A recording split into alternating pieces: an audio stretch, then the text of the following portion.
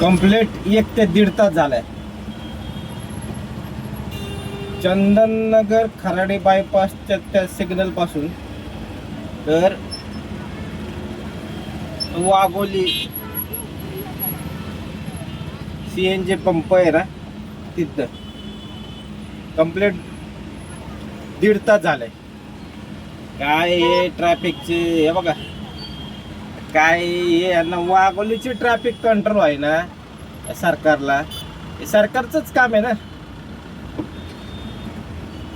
एवढी ट्रॅफिक आहे ही, 1.5 तास झाले. अरे काहीतरी करा की, नुसतं हे पॅकेज आलं आणि ते पॅकेज आलं आणि हे असं अर्थसंकल्प करणार, कसं अर्थसंकल्प करणार.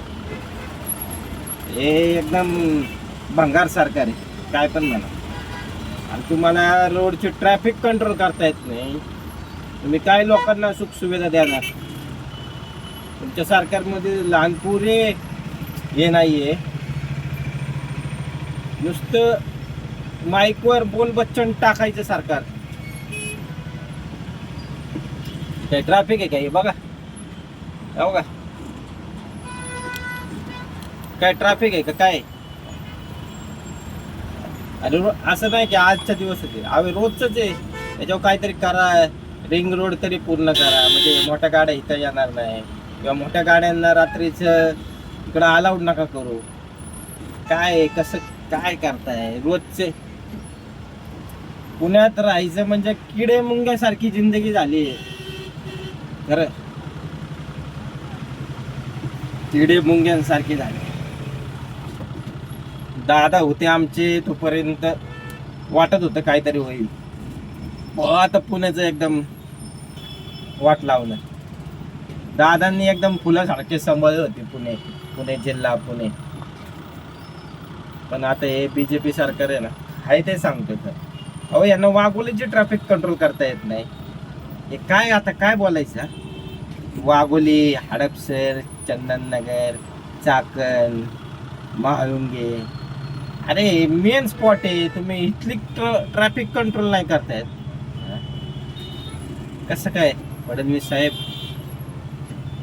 AC मध्ये नुसतं माईकवर बोलायचं, एवढा अर्थसंकल्प सादर केला, तेवढा अर्थसंकल्प 75,000 करोड आणि हे विकास ते रिंग रोड पहिला पूर्ण करा. जसं तुमचा समृद्धी मार्ग कसा लवकर केला मुंबई नागपूर, तसं जरा दादांच्या रिंग रोडचं जरा मार्गी लावा का. मग आता आमचे दादा गेले, आता काय आता मजा नाही राहील. आता आम्ही मतदान करायचं पण सोडून दिलं.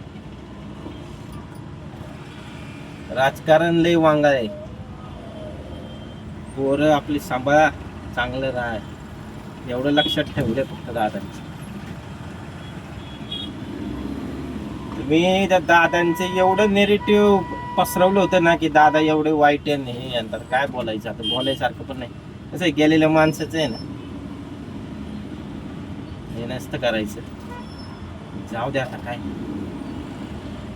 दादांना कायम लोक मिस करणार. तर पुणे जिल्ह्यात तर दादांना मिस करणार. दादा भारी माणूस होता.